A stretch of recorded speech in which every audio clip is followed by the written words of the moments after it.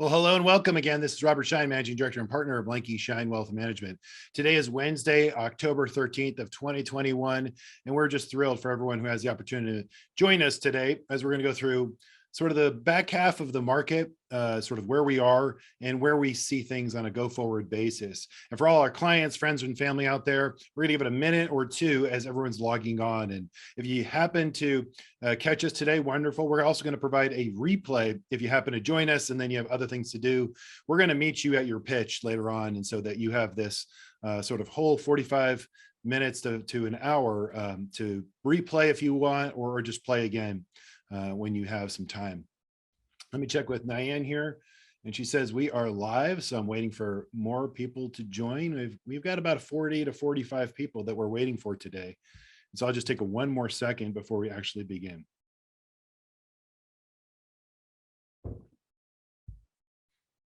And if you are here in Palm Desert, California, we have Chamber of Commerce weather. It's finally happening. It's the moment we've all been waiting for. It's 70, 75 degrees. We got the tennis tournament in full gear here. And so if you're anywhere, we have clients all over the United States. We know that weather is changing. So we're asking you to come on by and join us here. Let's see what Diane says. All good. So why don't we start? And again, we're going to go through sort of our market outlook, where we are today for the third quarter wrapping up as we enter earnings season, as well as what we think on a go-forward basis and how we're positioning our clients accordingly. Well, before we begin, I got sort of housekeeping, some ideas and some ways you can follow along. You know, everything is changing quite rapidly in this world today. And our value add is to have, the communication and the service and meet you everywhere you are. We know that life is very dynamic, as should our sort of communication strategy be with you. Now, we're doing our fourth quarter conversations with our clients right now, proactively looking at sort of tax loss selling, sort of truing up portfolios in terms of getting ready for the new year. So be on the lookout for us, reaching out for us to you. But in the meantime, if you haven't done so, I think most of you who are joining us today, please subscribe to us on all social media handles, but also our YouTube channel. You can go to YouTube, you can actually push subscribe, and anytime we actually upload a new video.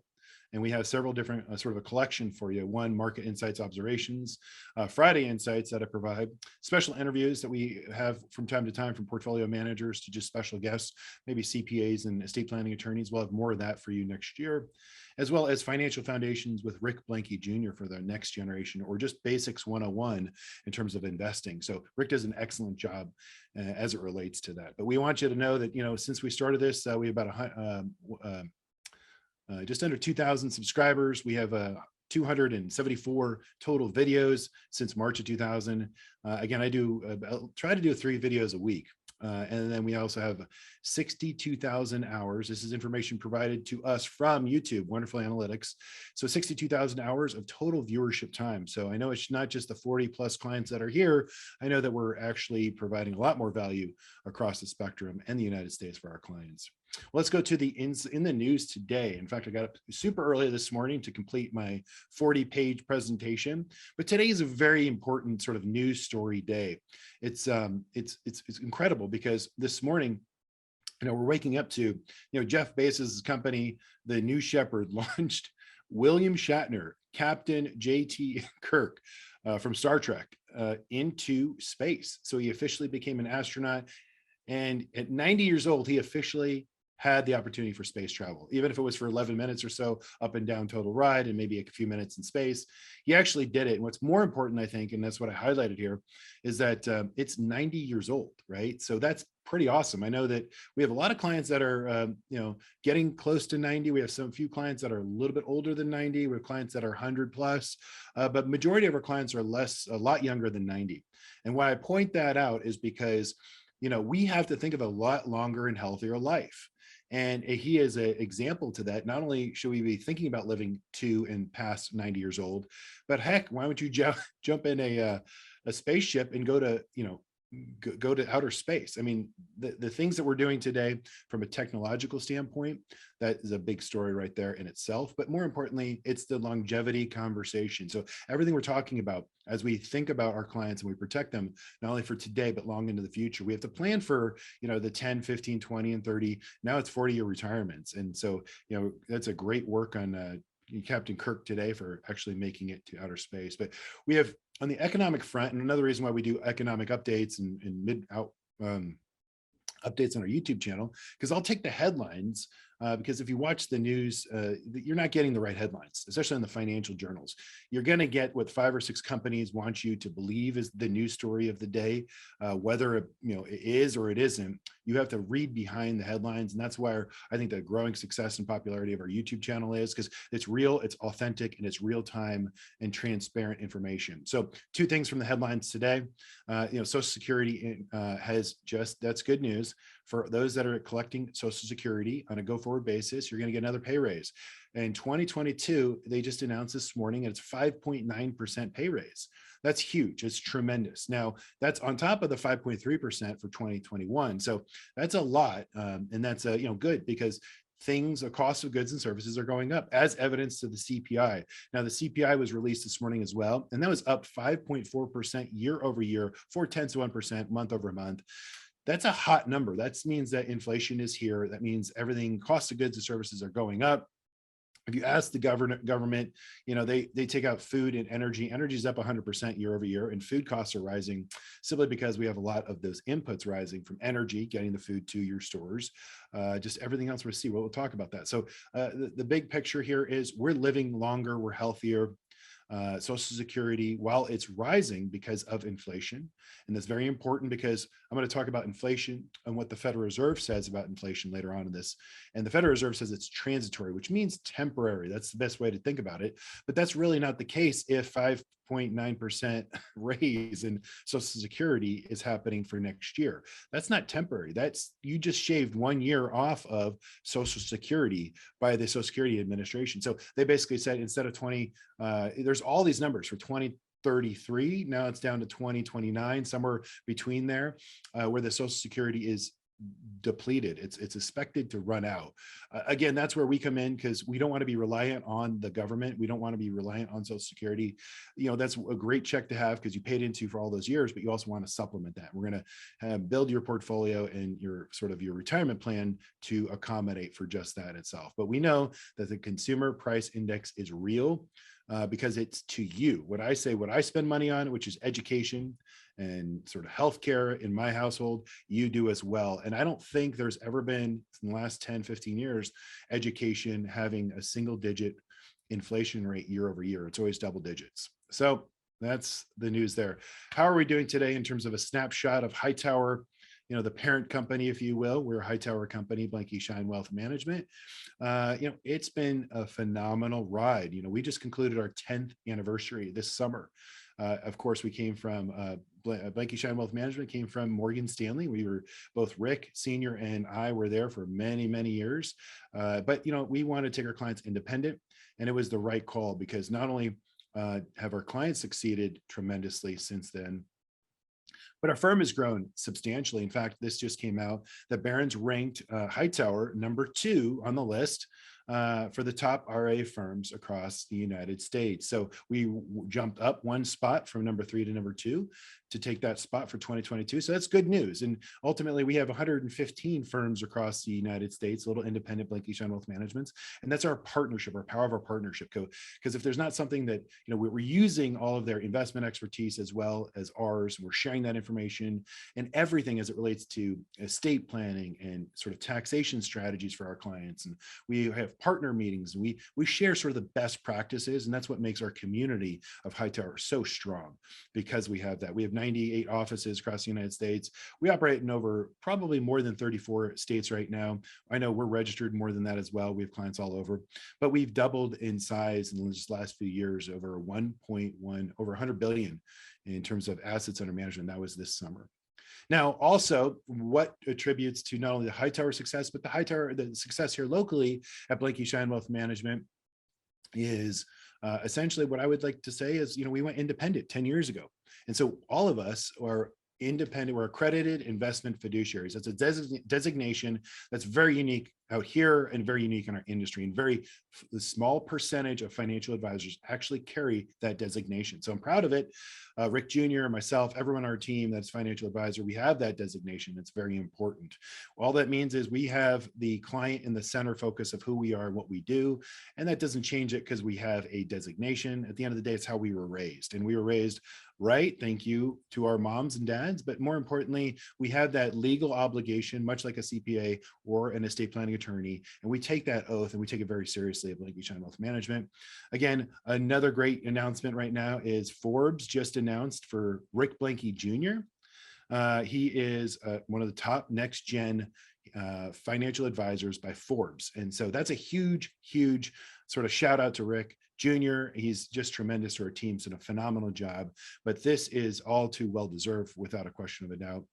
So we're excited to see our team is getting the shout outs as well. And I'm happy to report as well. I have been nominated for Barron's top 1,200 independent financial advisors. So let's see if we make the top 1,200 cut across the United States. Now it's a nomination process. Just to be nominated is a huge sort of honor. This is the first year I qualify because we've grown so much. And so we don't know. We don't know if it'll happen in March of 2022 and I will make the list. But the good news is we are headed in the right direction. And thanks to all of our wonderful clients and all the loyalty.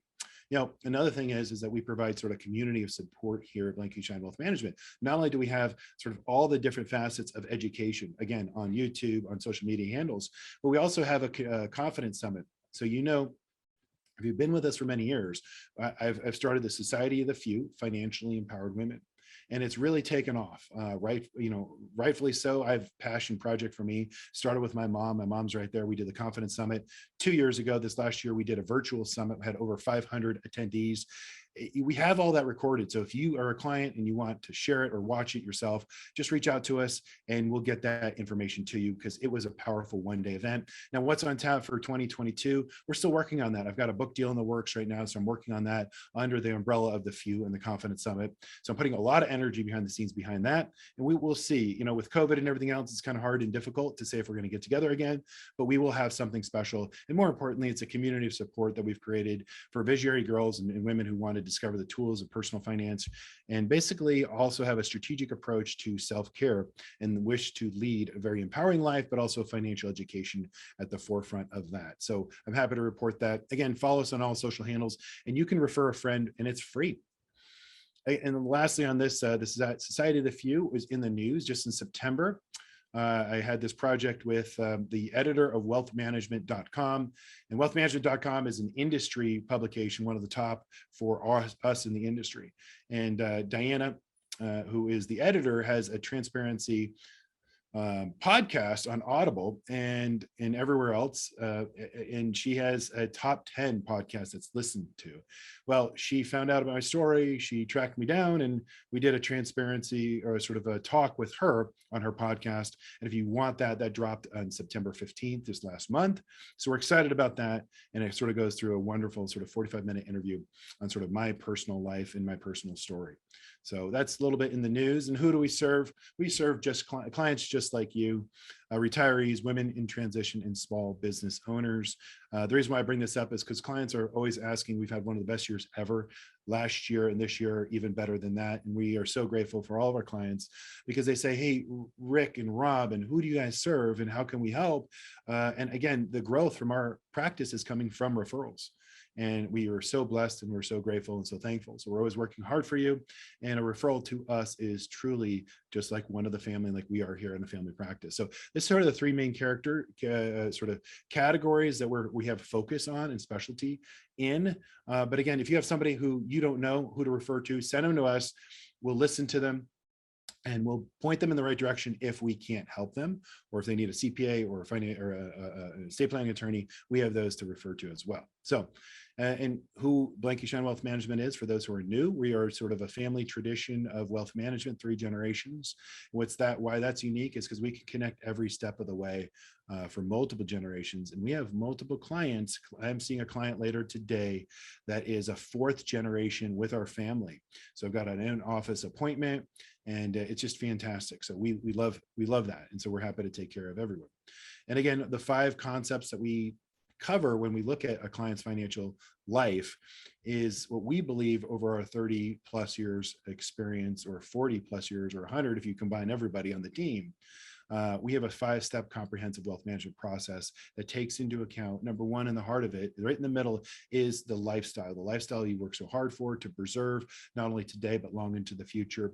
We look at to the left or the right, or vice versa, the income and the legacy. Those are important. And the investments, which are easy for us, I like to say it is, once our process really makes it that for our clients, as well as the healthcare. Those are the 2 things that sort of can take you off course if they're not looked after properly. And of course, by that, I mean, what's right in the heart is the lifestyle. And so we take special attention to that in everything we do. This is our process once again, and it's the 360 True Retirement Dashboard, as we call it. It's a 3-document solution to your financial plan. We look at your past, present, and future. And now, if you're thinking about traveling for 2022, as an example, and you have a financial plan with us, but you haven't updated that with us, please, let's make an appointment to do so. And we'll update your financial plan, and we'll say, hey, listen, you guys are planning on traveling. We got some money sort of built up. We've made some money for you over the last few years for sure. Let's take it out of what account? Is it this account, your trust account, your individual account, your retirement account? Well, we put it in your plan, we find out the amount, and then you go on your way because we've already planned for it. Or, if it's a trip around the world, you want to take the whole family and have some fun again. And, that's what this is for. It's a living, breathing document. Or buy a house, or, anything, educational planning. We look at it, we find out what pocket to take it out of, and we make certain it's done for you. And again, that's our process. One of the things we have is access and choice. We're independent. So we have all these research partners that we have every single morning. We have, research analyst Corbin with us, and he is just scouring the information that's available to us that our investment committee looks at, and then we make that into our portfolios for our clients. Now let's get right into it. But first and foremost, let's go to the disclaimer from our attorneys. I'm going to wait 5 or 10 minutes while you guys read this.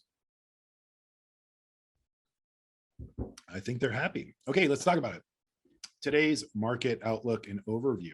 There's about 7 points we're going to discover and uncover and discover and walk through today. Number one, we're going to go through the 13 factor model from the Blanke Schein Wealth Management Investment Committee. Now, keep in mind, we have everyone from Don Stockhausen in Wisconsin, to Stephanie Link, who you see on CNBC twice a week on CNBC. She's also a contributor to our investment committee, and as well as Rick Sr., Mike, Rick Jr., and myself. And sometimes we bring in a special guest, and we have those meetings in the office and also virtual every Tuesday morning for Blanke Schein Wealth Management. We come down to a 13-factor model, a way we think about the markets and how we position our clients' portfolios accordingly. We're also going to talk about the U.S. consumer and personal balance sheets today, as well as the cash levels, because that's very important of the U.S. economy. Remember, 2/3 of the U.S. economy, as measured by the GDP, gross domestic product, are the consumer. The consumer's health is very important, and we'll get into that. The U.S. economy right now, we'll talk about that. The Federal Reserve, what to expect. There's a lot of information on that. And then earnings sort of preview for 2022, but also let's talk about the third quarter earnings that are going to be announced right now. The status of this bull market. Yes, we are in an official bull market by technical standards, and we'll talk about that. And then the game plan for 2022. I would say we all need to plan for higher taxes, and we'll talk about that. So here's our 13-factor model, and I'm not going to bore you with it, but ultimately I want to sort of talk about the 13 different ways, not exclusively, but more importantly, how we think about what's on our dashboard as we sort of navigate our clients' portfolios, both in the short and the long term. And what this really does for us is provide us sort of the opportunities, even if it's negative news, let's say in one particular category, there's always an opportunity to position a portfolio to take advantage of that. So it's important to, one, have it on the dashboard, two, know where we are in the cycle, whether it's an early, mid, or late cycle of whatever factor we're looking at, and then ultimately say, how does that thesis work its way into a client portfolio? And again, like I said before, if it's red or yellow or green, again, all of that's taken into account, and we can take advantage of it because there's always a sort of a inverse relationship as it relates to investing. So it's not just a one-sided thing. So let's talk about the 13 basically factors. The real economy, economic growth, the global economy continues to reopen, yet there's extraordinary growth trajectory has experienced sort of a contraction right now, or it's law of large numbers, right? We've had sort of out of the gate, now we're reopening, now we're seeing supply constraints around the world, and so that growth is now slowing both here in the United States and around the world. Now we're going to talk about the supply constraints, but right now it's stable. The real economic growth is there, and that's a good thing. On a go-forward basis. Inflation is rising. We already talked about you're getting a raise in your Social Security. The CPI is already super hot right now in terms of a number. And so we know everything that we're like, if you look at housing, if you look at all aspects of the economy, there's inflation. If you go to a restaurant, they don't call it a COVID tax anymore. They basically just, they have a new menu, right? And a new menu has higher costs for you. Or you go to the grocery store and it's called shrinkage, right? So the same, let's say ice cream or cereal. I have this conversation on the kitchen table with my kids all the time. That same, the 12 ounces is now 10 ounces. Okay, but they still charge the same price. That's still inflation, right? And right now we have a healthy economy because the price elasticity, the ability to pass it on to consumers, corporations can benefit from, even though there are some constraints and some additional costs built in. And so if growth slows and inflation rises, we heard the word stagflation, that could become a thing. We can talk about it. Now, real interest rates are rising. We just talked about sort of the pressures that are building. The US dollar right now, if you watch the dollar this morning, that's rising. So, obviously the fall of COVID, both here in the United States and around the world, even the Delta, variant, the dollar appears to have bottomed, and it could be a multi-year bottom at this moment in time. So the dollar has an inverse effect on a lot of different markets, and we can play that accordingly. So that's a positive that the dollar is rising at this moment in time. Taxes and regulation, we know that both of them are going up. The Biden administration right now wants to undo and repeal just about all of the Trump 2017 tax sort of cuts that were put in place, and all of the regulations for small businesses that were stripped away. And that was a pro-business economy. They were going to a slow business economy, unfortunately, for we have to prepare for that for whatever reason. That's the direction that the administration wishes to go, as well as Washington. So we can plan for that. It's nothing new, but we will definitely set the stage for our portfolios accordingly. Price to earnings ratios are falling. That means that the price is coming down because earnings, essentially, we have to find out where they're going to be. Will they contract? Will they have PE contraction?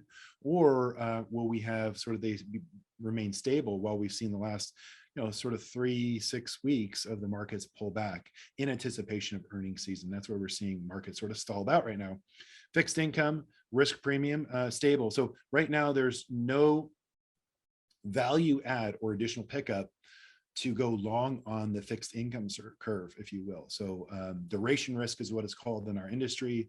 So any portfolio we put together on a ladder portfolio basis on the fixed income, we have short-term ladder, or we're also taking our fixed income allocation and taking a little bit off the table and reallocating that to alternatives.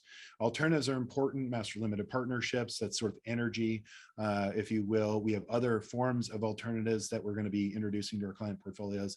Why that's important is because under this cycle right now, this mid-cycle with inflation in there, and interest rates going to be rising by the Federal Reserve. Right now, we have an opportunity to add alternatives in to take advantage of it, because fixed income could have a challenging time going forward. Volatility is rising, and I'll talk about that. Fundamentals, technical analysis, sentiment, fiscal and monetary policy, and then global politics and global economy. Those are all the sort of the big picture. I don't want to spend too much time on this. If you want to copy this, we're happy to share this with you, or just call us and I'll spend more time than you'd like on this, but I'm happy to do it. So I want to move on for our guests, but let's talk about personal wealth and balance sheet. So right now, personal wealth is at its all-time high in the United States, both in measurement assets, non-financial assets, and financial assets, if you will. But if you combine all of them, since the two sort of highlighted lines, so the fourth quarter of 2019 to the second quarter of 2021, literally over that period of time that we saw the pandemic hit the United States, one would think back then, we're not going to fare well. Our global assets, our personal assets, everything's going to go down. Real estate, stock market. Literally, if you go back to March of 2020, when the market was down over 40%, that was a very difficult sort of mindset and unknown in that moment in time. I will tell you here at Blanke Schein Wealth Management, going back to March and April, we had an allocation to cash at the time for our clients, more higher levels than normal. And we've never spent more money in terms of investing, buying equities over that 2-month period of time in my entire career. We had some evidence of some research that we did that was counter to what our headlines were. And we were able to capture this for our clients, ride the wave, and even do better than these numbers here in terms of just the balance sheets across the United States are up 20% over the last 18, 22 months, or if you will, or total financial assets up 21%. So clients are very pleased with our proactive approach to wealth management. But again, that's how we're staying ahead and keeping our clients even further ahead to all of what's to come. Next is cash on the sidelines has fallen slightly, but it's near all-time highs. This is very important to see. So money market balances and M2 money supplies, we pay attention to that. Why? Because if the consumer is healthy, remember that's 2/3 of the economy, it's measured by the GDP, gross domestic product. If the consumer has money, if businesses have money in the bank account, then that means that could propel earnings on a go-forward basis. Because I would tell you that the corporations know how to get our hard-earned dollar, and they know how to part it from us, and they know how to get us to spend it. And sort of next year, we're going to have sort of the lifestyle experience, if you will, of everyone going to entertainment and sporting events and all the stuff that we couldn't do over the last 20 months. And so that will be added back into the economy. So that's good. But on the right-hand side, if you look at the 60/40 portfolio, we have a 60/40 portfolio. We tilt it depending upon your age at Blanke Schein Wealth Management. But on average, we have a 60/40, 70/30, if you will, 70% or 60% stocks, 30 or 40% bonds.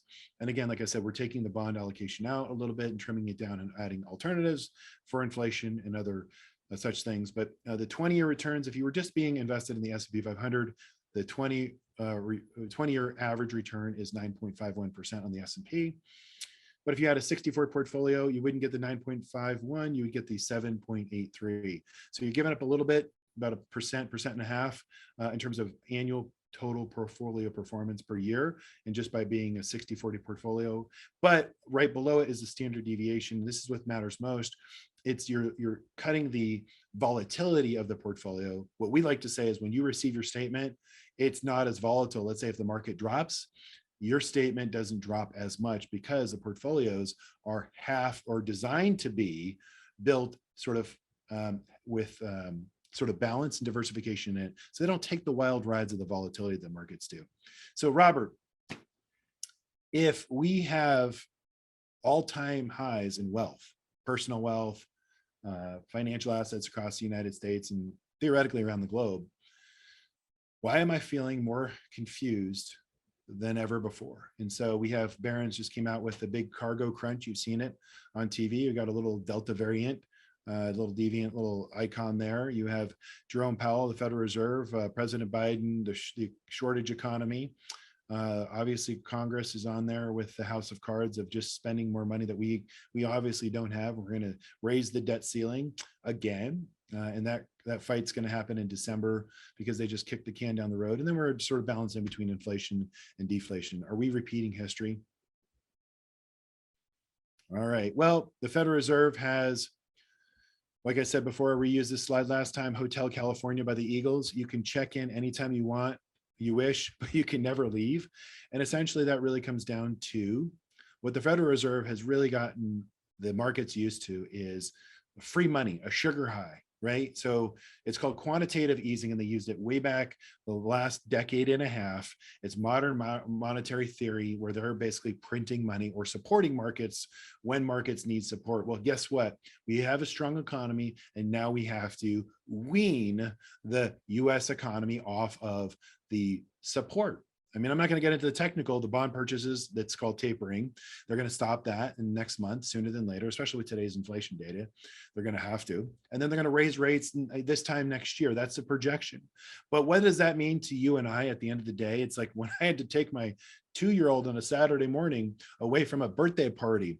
We get there at 10 o'clock in the morning and they do birthday. And by 2 o'clock, it's just miserable for mom and dad because we have to physically extract a sugar high child that's going to pull a tantrum and want to have to go to sleep, but not want to go to sleep, but not want to leave the party.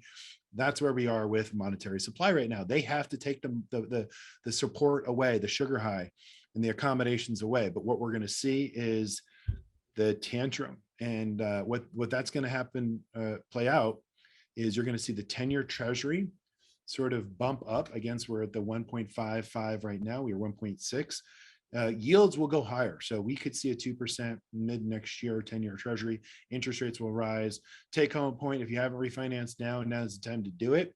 And so now it's time to lock in long-term debt, because we might see the end of this 10-year cycle right now. So there's an advantage to take advantage of it, but we also could play it on a go-forward basis for our clients. But the 10-year is going to be sort of the temper tantrum that we're going to pay attention to. So that's going to be the one to watch. If you've been following along on my YouTube channel, I've been talking about the 10-year treasury, because the fixed income market, the US treasury market, is this size relative to this size in the equity market. So the fixed income market, the debt market, is the one to watch, not the stock market. Debt market moves, stock market reacts. And that's why you want to pay attention to that. Now, the Federal Reserve, Powell's nominations odds, he has about an 80% chance of being renominated by Biden. There is an off chance that Biden has replaced everything of Trump. Trump put Jerome Powell in there. There is Brainerd is a close second, and she could be potentially somebody that could take over. We will wait and see what the President Biden's announcement is of the federal Jerome Powell's announcement, because he would be renominated early next year if he is sort of up again for that. But again, this is just a chart to say, at the end of the day, the Fed's balance sheet, which is this green line, is way too high, and we have to bring that down. So here's a couple of Fed meetings on a go-forward basis in early November, early December, late January, and March. Those are going to be moving markets, so we'll be positioning accordingly, talking more about that. Inflation expectations. Now, the Federal Reserve says it's temporary and it's transitory in terms of inflation. I covered that early on. I don't think so. But this is sort of their guide path as to when they believe right now, as of right now, what they believe the interest rate environment is going to look like on a go-forward basis. And right now we have core CPI, which is hotter than what their models are predicting. And on the right, the FMOC rate projections. So we've got a couple of rate hikes projected for 2022, a lot for 2023, and a lot for 2024. Now, in my 25 plus year career, what have I learned? Well, the Federal Reserve has caused 10 out of the last 8 recessions, which means the Federal Reserve causes every recession. Why? Because they pull the 2-year-old away from the party. They take away the sugar high, or they hike rates too quickly. Okay, so that will be playing out. We'll be paying attention, and we'll be taking advantage of those opportunities. Those are opportunities for us. We love volatility. And here's volatility right now. Volatility, we expect higher volatility because it is opportunity for us. We watch the VIX, the CBOE VIX index here at Blanke Schein Wealth Management daily, minute by minute. And this chart from First Trust shows the S&P 500 daily volatility, number of days with greater than a 1% move in the S&P 500. Right now, if you look on the right-hand side, we are below the average. Usually we have 63 days on any calendar year, and this shows sort of the last 10 years of how many days plus or minus we've had. Now, it could be a positive or negative. It's just showing volatility, and that's what this measure is. All this take-home point is that we have lower volatility this year. Again, with the Federal Reserve's unknown, the economy heating up, inflation higher, the Federal Reserve going to have to move quicker. I think we're going to see a lot more volatility next year. The economy. So we look at leading economic indicators, LEI index. And this is basically the Conference Board sort of LEI index, which basically looks at manufacturing, ISM, new orders and consumer expectations. And so yields and everything, all this stuff is baked into the economy. Right now, all you're seeing on the right-hand side is that green sort of, we've peaked. Okay, so ultimately our year-over-year growth rate has peaked in April. But we're still way net positive. So as long as we don't drip below from going from green to blue, we're still going to be in a good position on a go-forward basis. What to watch: the 10-year and the leading economic indicators, as I just described, and we will be paying attention to that. And that's that to the 10-year Treasury. And we can go through this. I'm sorry to go ahead so quickly, but I do want to go through all of my slides for us today. Another key factor of the economy is the PMI, Purchasing Managers Index. Abroad remains in expansionary territory, but it's decelerating. So growth in the Eurozone is moderating, and growth expectations right now are coming down. And that's what we're seeing sort of for earnings in this year right now. But at the end of the day, the US is still leading that. Anything over 50%, and I think everyone except for China on this chart as most recent data of September. So every economy, the G8, if you will, everyone's still in an expansionary territory. And now China has had Evergrande, which is the largest, it's a real estate company that has its basically tentacles in terms of business diversification all over China. It has had some fixed income problems, some debt problems. It's the largest commercial real estate owner in China right now and around the world. So that is a debt problem. That's why China is having some issues right now. We're going to be paying attention to China on a go-forward basis. So continue if they're going to contract, because they have to work out a deal to say, make sure that Evergrande and that real estate deal doesn't particularly fail. And that could have sort of fallout effects, because that's why that stuff matters for all of us. So we will pay attention to that. So let's get down to the earnings expectations and for 2022, if you will. Well, we have to factor in the unknowns. The unknowns right now, what Congress is going to do ultimately with sort of the reversal of the Trump tax cuts. Now, keep in mind why the economy is so strong. And I have these conversations with clients all the time, is keep in mind, we are still in a Trump economy. Okay. We have yet to get into a Biden economy. Okay. The market's anticipating a Biden economy. And this is not a political, this is a Trump brought down our corporate tax rate 21% from all-time high. So that it's attracting business to the United States. And as a result, you saw all financial assets rise, even during a pandemic. You saw our GDP, the highest it ever was in February of 2020, right before the pandemic. And right now we're getting back to that. But now markets have to anticipate what Congress will do. Well, we anticipate, let's call it a 26.5% guesstimation, we don't know, but rise from 21 to 26.5% for corporate earnings in terms of tax rate.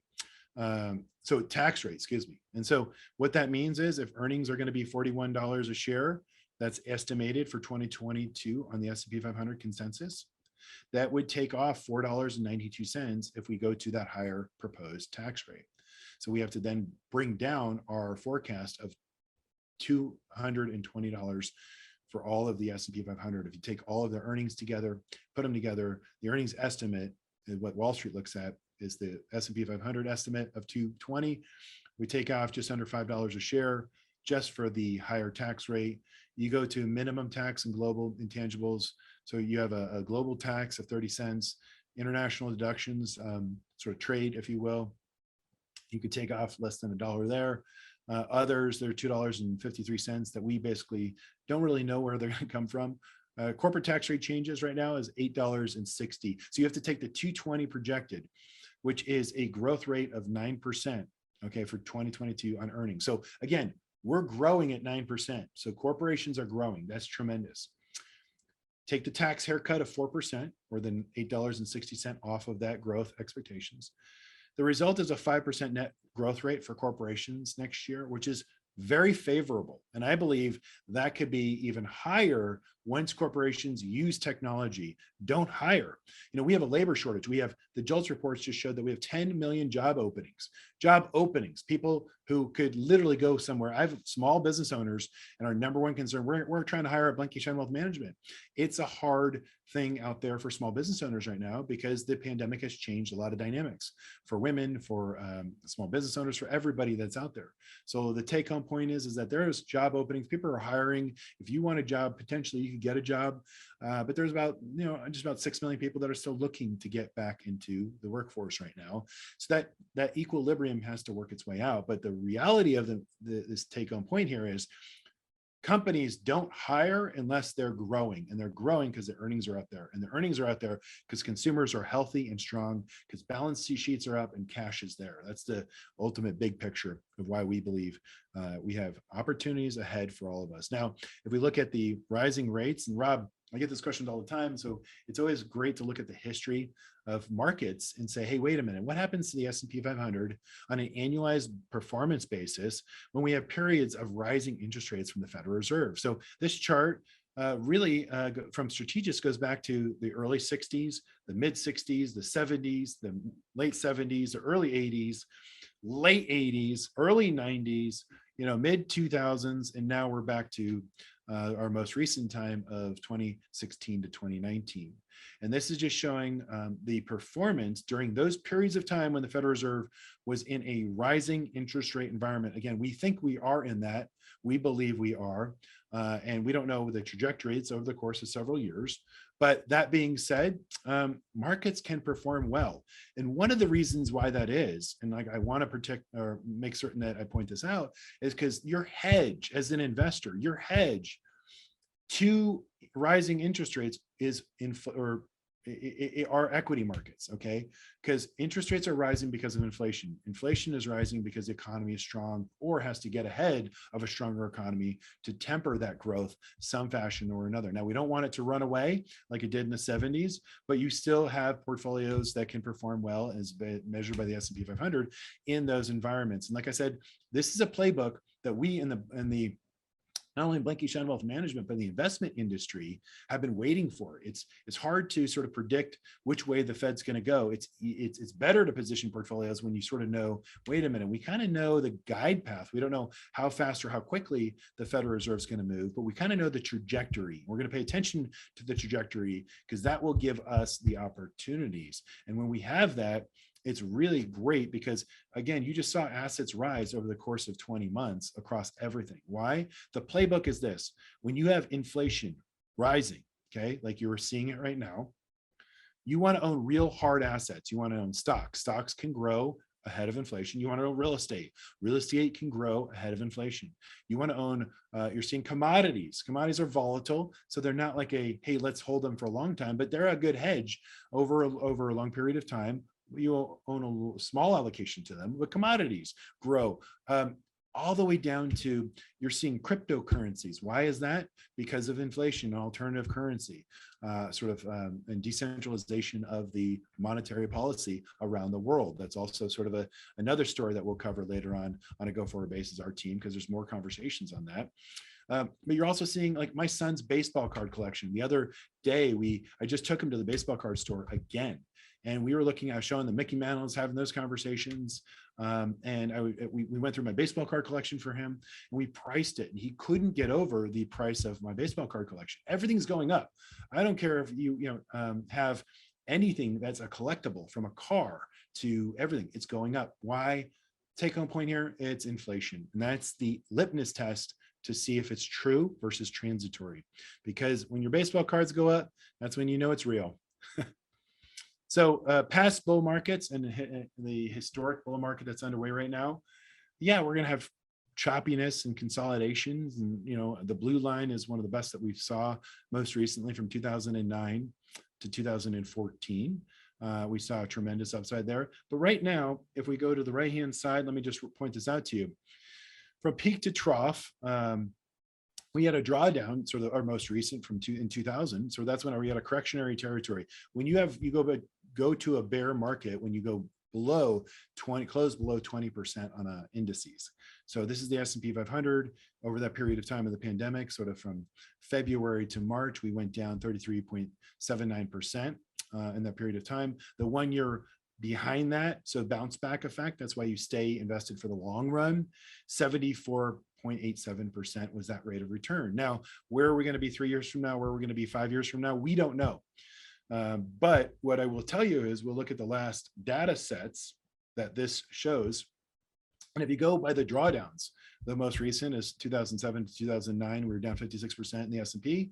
Underneath that, 49%, 48%, 36%, 33%. The cumulative average is 42%, almost 43% on a drawdown. When you see markets draw down big, what does the average look like a year from now, 3 years from now, and 5 years from now on the S&P 500? Well, in this case, if you take the average, it's a 46% return there on a 1 year basis. On a 3 year basis, is 62% net return there.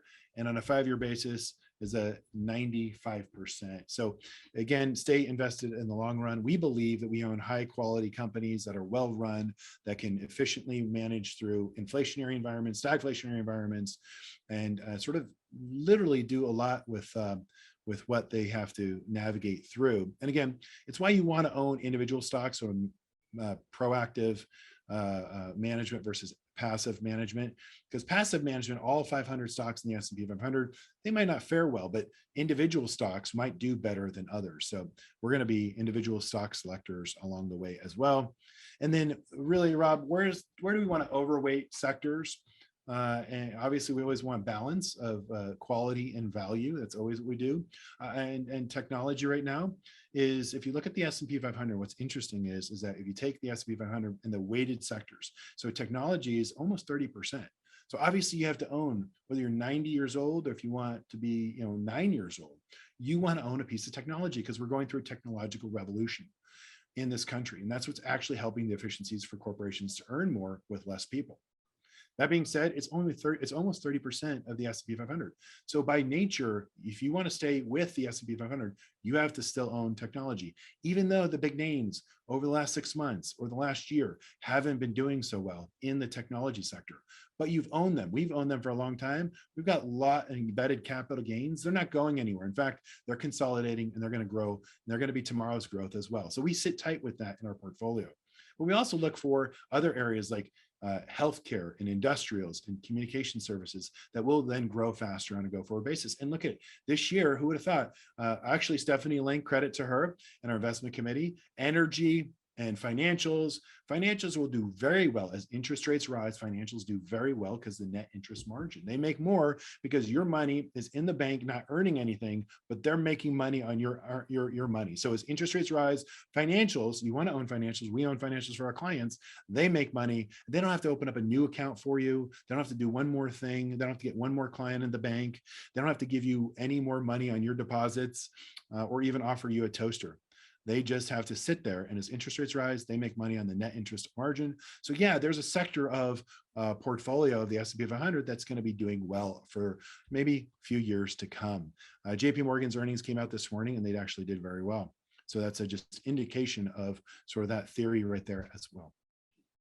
We want to overrate value and quality. We talked about it. Now we're going from the early cycle of the economic boom. Okay. Now we're going to the mid cycle. In the mid cycle, we're going for quality. Again, we only own quality, but we're far from the end of cycle in terms of the economic trajectory. And so we can position accordingly. This is very bullish for us. We like this because this really has us have the ability to look at what the size and the value and sort of profitable premiums that can be materializing from this economy and then what markets will provide. Now, again, I talked about this earlier. Watch the US dollar. It has a lot of cross asset implications, a lot of sort of cause and effect or correlation effects, if you will, positive or negative. A lot of different asset classes have that to the dollar. A lot of international, so we have to pay attention to the inverse effects of that and the international earnings as dollar rises. But this is actually chart to the right hand side that it's very interesting. It's showing that the double bottom has formed in the U.S. dollar this summer, and so or the last couple of years we tested it this summer. But it'll be interesting. We will pay attention. Obviously, the dollar was hot in the early 80s because inflation was there too. Those are sort of in tandem. And then it came down in the mid 80s, and then it had a bull run. Now, let me talk about one last thing and the way I see this direction. I'll go back here and then we'll wrap it up because we are at the 50-minute mark. Going back here, I see, a lot of different things playing out and a lot of different confusion that's out there. But I really believe that way we see this, if we look at history once again, we could see in this political cycle and going into 2022, again, we had a midterm cycle, House and the House and the Senate are up for grabs. And so whether you are in favor or not in favor, again, our clients are blue, our clients are red, but we only care about green, right, on their portfolios to help them. And we can position portfolios very well accordingly. It doesn't matter what policies. That's why we pay attention to the policies on a go-forward basis. But that being said, in the meantime, my take-home point is, let's take you back to 92. You had President Bill Clinton comes into office. You have markets right now start to sort of take off. And then 93, there was a lot of trouble in the economy, but you had sort of three branches of Congress. You have, the White House and how the Senate and the House were all in sort of Democratic hands right now where we are, same thing today.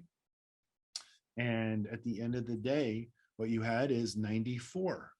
So you had a big ambitious policy from Clinton. He got everything he wanted. He did a lot of spending. Taxation was changed. Policies were changed, much like what we're seeing right now. So those 24 months were go-go months for the party that was in power back in early 90s. Well, what happened in 94?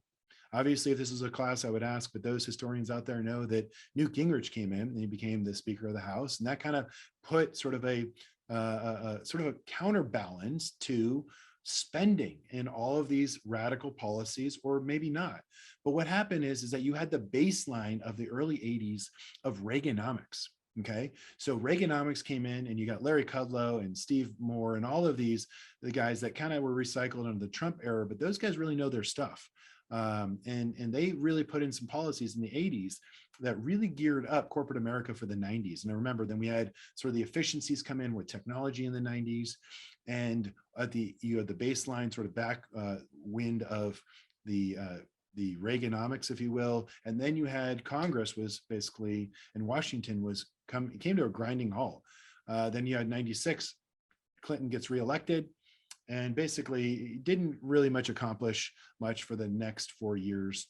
But you still had ultimately that setup that we could see playing out at this moment in time, because I think a lot of people could agree that we could see a sea change, maybe just one House or one Senate change over, one branch of Congress, or maybe both, basically slow down what some of these policies are. And I'd say the same thing if President Trump was still in. And why that's good, because economically speaking, the economy does better, but markets do really well when you have divided Congress. That's sort of an acronym in Wall Street. Now, let's take you back then, Rob. Here's the punchline, and here's the take-home point. If we get that same setup, and this is what we believe could really happen on a go-forward basis, sort of divided Congress going forward out of 2022, but still some of the backdrop of Trumponomics, if you will, without too much change. We could see a lot of change to that. But if we have that play out, the later 90s, so if you remember from 95, 96, 97, 98, 99, the S&P 500 on average was 27% per year on average. Some years higher than that, some years lower. But that 4.5, 5-year return was 27% per year. Why is that? You had low inflation. You had a lot of economic setup that we see playing out here. You have Congress literally not spending money where we have to worry about the debt.